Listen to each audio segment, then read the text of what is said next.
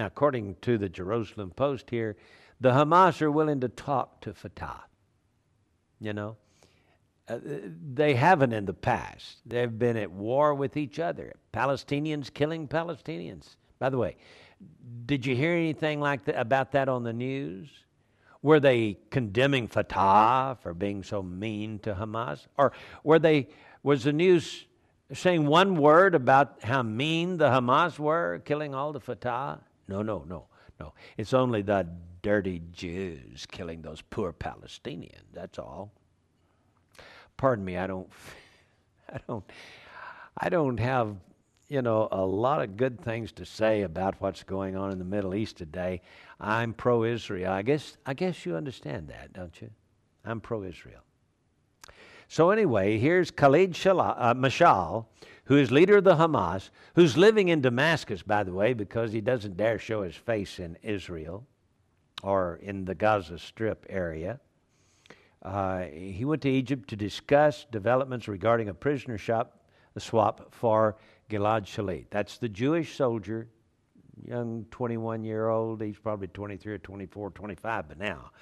But he was just a young kid taken by the Hamas, kidnapped while on duty. And in Israel, by the way, he wasn't wandering around the streets of Gaza. He was in so-called safe territory, and the Hamas came and kidnapped him and took him away. Well, they've been negotiating for years and still have not been willing to give up their trump card. And Israel keeps saying, we'll give you 500 prisoners. Oh, we'll give you 1,000 prisoners. Oh, we'll give you 2,000 prisoners. We'd like to have Mr. Shalit back. Yeah. So, who's playing hardball, huh? Not the Jews, I can tell you. But listen to what Khalid Mashal says.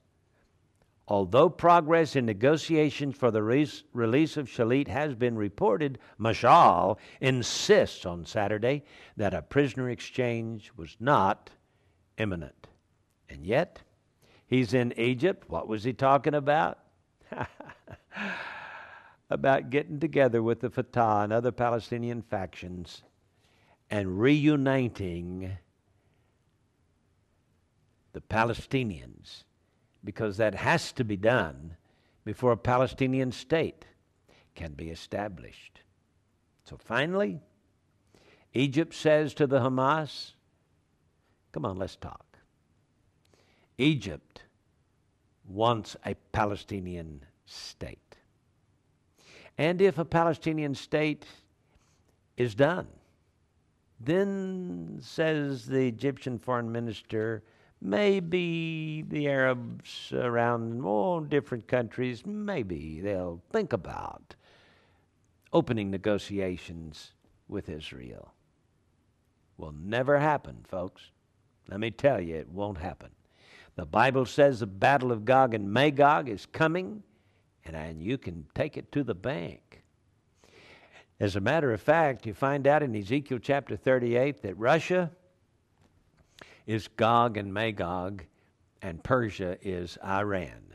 And Iran is named number one confederate with Gog and Magog in the invasion of Israel, in this mighty battle, this greatest battle of the Old Testament. It's coming.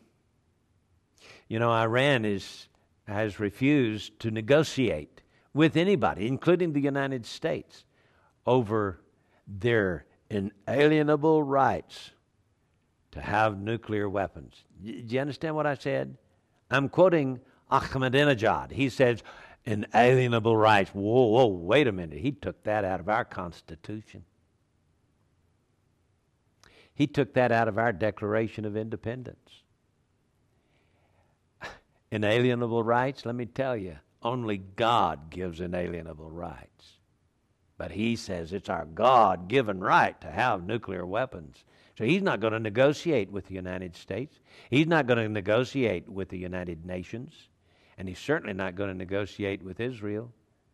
Iran is funding the Hamas. Iran is funding the Hezbollah in Lebanon. Iran is funding Syria. And so, war looms on the horizon. When it will come to pass, I don't know.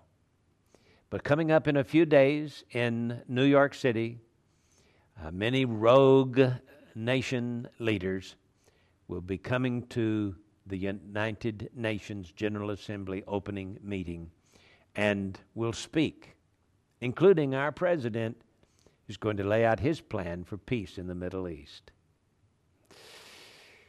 Pray for the peace of Jerusalem. Let me tell you something, folks. The whole world is against the Jews. The Jews have become the whipping boy of the world. And somebody needs to stand up on Israel's side. Pray for Israel, will you? They need our prayers. I'm J.R. Church. We'll see you again tomorrow with our analysis of the news.